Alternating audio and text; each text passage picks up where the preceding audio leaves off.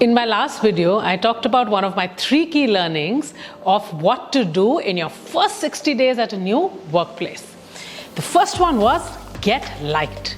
Today, I'm going to share with you the second one, and that is do not be judgmental about the team you inherit. Sure, some concerns about team gaps, talent issues, team culture, team dynamics, or unhealthy environment might be instantly visible, but keep your calm.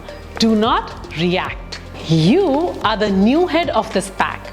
You must adopt them before you try changing them or doing away with them altogether. Listen, observe, learn a lot from them about the organization, and most importantly, get your team to like you and trust you. After 8 to 12 weeks, at least a critical mass should say that the new boss is a nice person. Remember, it is more important than creating the image that the new boss is an intelligent leader. Even if they find you intellectually stimulating, it will take them a while before they will acknowledge it publicly. You have to earn their trust and loyalty, and for that, they have to like you first. Follow the space to hear about the third learning.